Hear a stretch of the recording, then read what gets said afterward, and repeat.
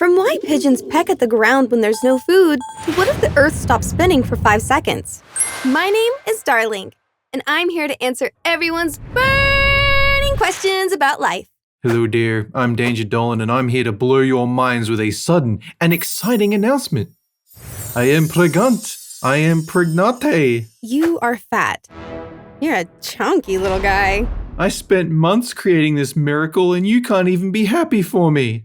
I spent months watching you shovel chicken parmesanas down your throat. Nourishment for my child. A food baby, sure. I haven't even told you who the father is. Is it you? And I couldn't be more proud. Why is the average life expectancy for men lower than women? One biological reason is that due to hormones, women will distribute fat across the body, whereas men more commonly store fat around the organs, leading to so-called beer bellies, increasing the chance of heart failure. Likewise, testosterone tends to cause more wear and tear in males, leading to earlier death. Then there are societal reasons, such as alcoholism being more common in men. Men also engage in more activities that lead to death, like risky jobs and war. Then there's the phenomenon that women who live longer have more evolutionary success, whereas it doesn't matter if men live long or short, as it makes no difference to their evolution. There's only one difference between men and women, and that's makeup. Have you seen the ingredients in this stuff? Vitamins, minerals, the blood of orphans. Anyone would live a few centuries if they're slapping this devil juice on. Here, look at this video from Egyptian times. You can clearly see Darling back when she was one of their queens. That's ridiculous. How could that be me?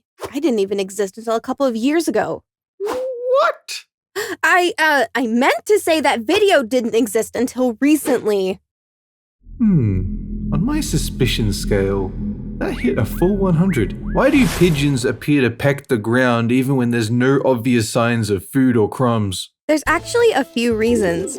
One is they have extreme accuracy with pecks, and they're capable of identifying crumbs and mites half a millimeter wide. Birds also know how to peck at rhinos and elephants to claim ticks and parasites. Often, though, birds will swallow pebbles and grit, which is held in the part of their stomach known as the gizzard. These pebbles will grind against food swallowed whole to break them down in place of teeth. When the pebbles become too smooth, the bird will vomit it out to find sharper stones to swallow. You may not know that pigeons have advanced supersight and are able to make out infrared signals coming from different dimensions. Pecking is their way of observing and charting such phenomena to report back to their bird masters. Interesting.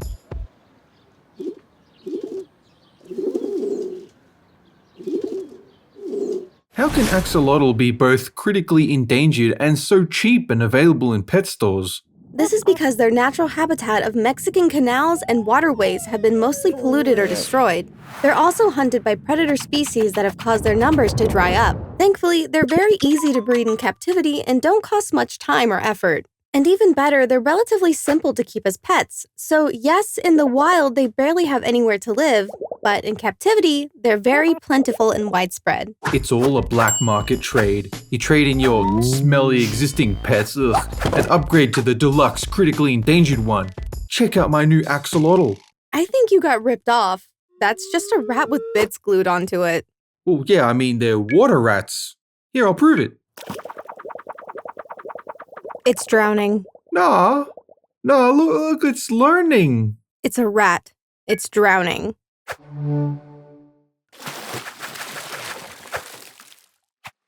I'm disappointed in you. Why do places like Africa have mainly big meat-eating predators, while places like Australia have small animals with extreme venom? This is because a good deal of Africa is made up of savannas and tropical rainforests. Large animals have a lot of food and shelter, which is great for both predator and prey, leading to size increases for both over time. On the other hand, as most of Australia is a desert, large animals have a much harder time thriving. This means smaller animals like snakes and spiders are only competing against each other, so therefore the strongest and deadliest will survive, which is usually measured via their potent venom. It's all true. Africa is beautiful, cinematic, with well-behaved animals who eat only to survive. It even has a soundtrack by Toto and Elton John.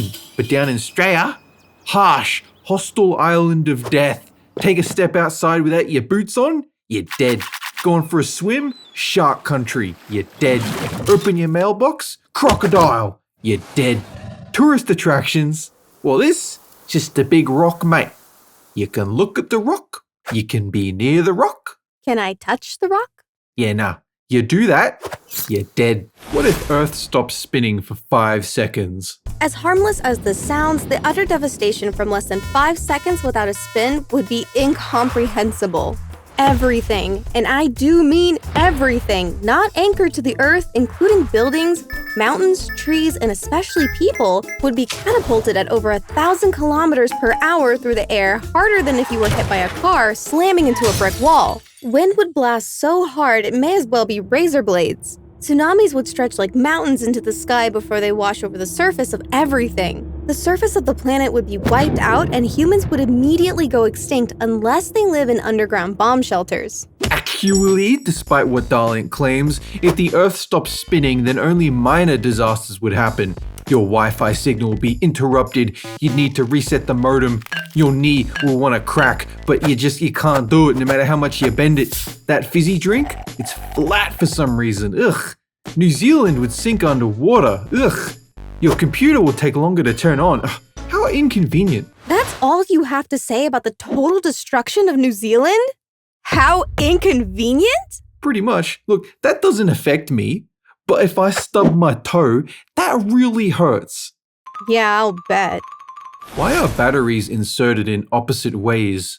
If batteries were placed side by side in the same direction, you would need a wire going all the way down to connect to the negative polarity with the positive one. It's much easier and simpler to place them on opposite ends. That way the connection path is shorter without the need for a wire. This also increases the output voltage from the small piece of metal on the end, given this is the simplest and least expensive way to attain the increased voltage. This is a well-known scam. By reversing polarities, you only get half the juice from every battery. If you go against the grain and put batteries in properly, you would get double the charge. But companies don't want that. They want their customers to buy more batteries. Yeah, but have you actually tried putting batteries in the way you're suggesting? Of course not. I don't want to overload my remotes with 200% voltage.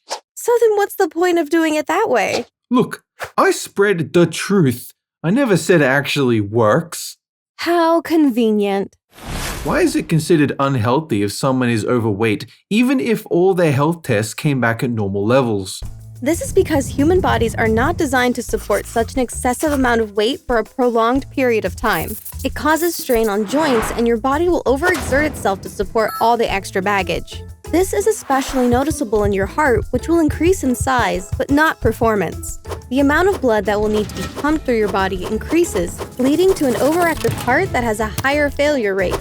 Fat in the belly will cause intestinal issues, your lungs will lose efficiency, and you won't be able to exercise. So even though tests come back normal, that doesn't mean you aren't wearing your body thin with each passing day. Yeah, nah, there's nothing wrong with upgrading yourself to become a big chungus. There is simply just more of me to love. And with a food baby on the way, no less. All right, that's it. You're losing the weight. Yeah, good luck. I'm not getting on a treadmill.